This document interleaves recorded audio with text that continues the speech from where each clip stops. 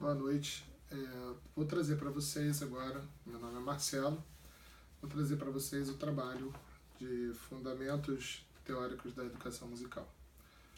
Esse trabalho consiste em apresentar para vocês essa breve explanação sobre algum educador musical no qual eu vou trazer que remete bastante à minha vida profissional, porque é um dos que tem um conceito onde eu aplico diariamente no meu trabalho.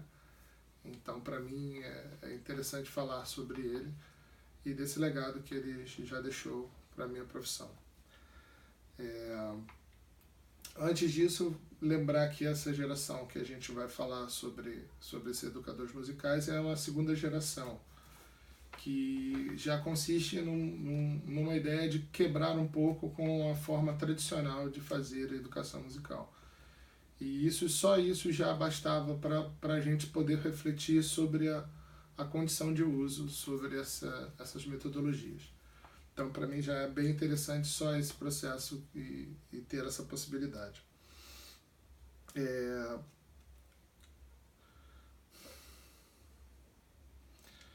Eu vou falar então sobre Schaeffer. Schaeffer é bastante conhecido no Brasil e graças à professora Marisa Fonterrada, que traduziu seus livros e trouxe bastante esse conteúdo para aqui para o Brasil, e houve essa possibilidade de a gente ter acesso a esse material e aprender muito com isso. Né? A principal característica metodológica do Schaeffer é o fato dele trabalhar com os sons, né, e as suas percepções. Né? Ele acredita que se a gente ouvir bem os sons e entender os sons do ambiente onde a gente pertence, teria uma facilidade melhor de trabalhar todas as relações musicais, inclusive as de criação e as de produção de música, né? Além de entender melhor a música. Né? E aí vem uma observação bem interessante com relação a Schaeffer, que é o seguinte: quando ele percebe, como ele é um compositor já do século XX, ele percebe as mudanças ambientais do século XX. Essas mudanças se dão devido ao aumento da população, muitos carros, indústrias, materiais de eletrodomésticos. Esses ruídos todos passam a interferir diretamente no nosso ambiente sonoro. E devido ao ouvido ser onde fica sempre exposto a essas relações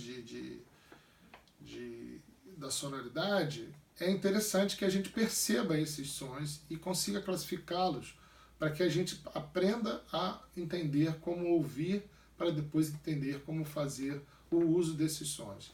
Quer dizer, esses sons que em alguns momentos ele titula como sons não agradáveis, né, que são os ruídos e tal, ele não descarta a possibilidade desses sons serem usados musicalmente. Porém, a apropriação desse som é que vai determinar como é que a gente usa esses sons, né, na música ou de uma forma musical. Né?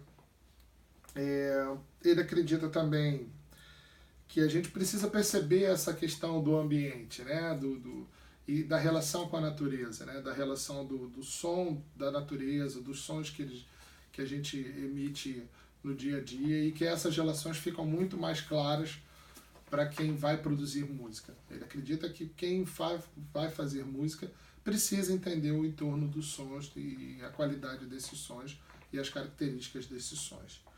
Né? E aí ele pensa sempre desenvolver uma escuta inteligente. Como ele coloca num dos livros dele, que para mim é uma obra muito interessante, que é O Ouvido Pensante. E num dos primeiros capítulos ele já coloca essa possibilidade da limpeza dos ouvidos, né? Que é um exercício onde você vai classificar de fato, perceber de fato os sons do seu ambiente. E quando ele fala em sons do ambiente, ele não está generalizando, ele está falando de todos os sons, inclusive do espaço que você pertence mesmo. Não é só você se deslocar e ouvir os sons, é onde você pertence e já ter essa sonoridade. E a Marisa Fonterrada, ela traz, ainda num dos livros dela, aponta 3 eixos que são fundamentais para obras de Schaeffer.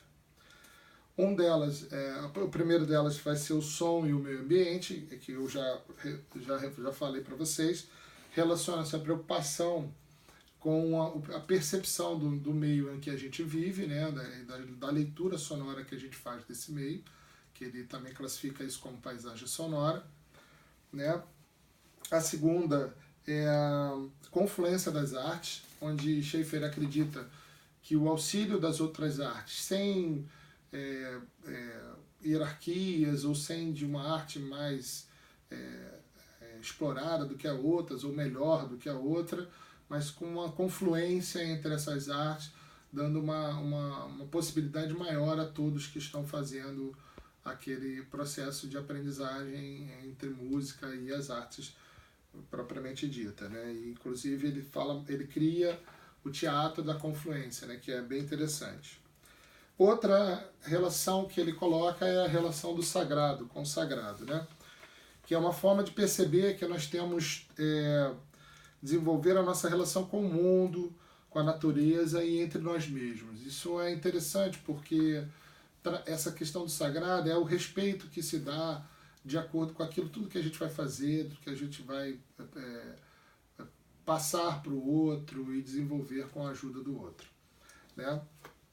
E, por fim, ele ressalta bastante a criatividade, né? Para Schaeffer, o ato de criar é o ato de desenvolver melhor a nossa musicalidade, desenvolver melhor a musicalidade. É óbvio que com o material que ele vai trazer, esse realmente é o material perceptivo dos sons. Ele não como essa geração do século XX já trabalha um pouco mais com a relação às músicas contemporâneas, ele não abdica um pouco da música mais antiga, mas ele também usa essa concepção da música contemporânea. E isso faz com que amplie um pouco maior as possibilidades musicais de quem está querendo criar. Então ele permite isso. Acredita também que isso pode ser feito já desde a infância. Então ele acredita que as crianças já consigam fazer esse processo, e eu posso garantir que de fato fazem sim um bom uso desse processo de percepção do ambiente e utilização dessas sonoridades para uma criação. E eles conseguem fazer isso bastante, né? Por último, e não menos importante, ele traz uma reflexão que é uma reflexão bem interessante, que é sobre a educação, né? Não mais sobre a educação musical, nem o educador musical, nem sobre só a música, mas sobre a educação como um todo, como um educador deve se comportar e o que ele deve pensar, né? Eu vou citar uns três itens dessa relação, só para a gente ter ideia de como ele pensava, né? O primeiro, ele coloca assim: o primeiro passo prático em qualquer reforma educacional é dar o primeiro passo prático. Isso para mim é bem interessante, quer dizer, se a gente quer fazer alguma coisa, a gente precisa fazer alguma coisa.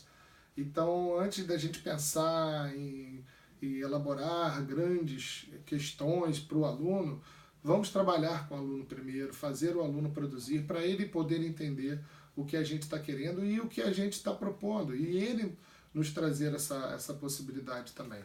Isso, para mim, eu acho fundamental para a educação musical, e acredito que essa é uma das grandes contribuições dele. Uma outra que ele fala... Acabou. Uma outra que ele fala é que na educação, fracassos são mais importantes que sucesso. Nada é mais triste que uma história de sucesso. Isso, para mim, também é outra coisa relevante, porque trabalhar com o fracasso é uma coisa que a gente não faz normalmente no mundo civilizado que a gente vive do século XXI.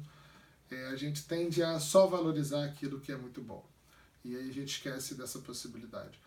Então eu vou ficando por aqui. Acredito que essa explanação mexa aí e faça a gente refletir bastante sobre a educação musical. E agradeço a faculdade por ter me dado essa oportunidade, e uma boa noite para vocês.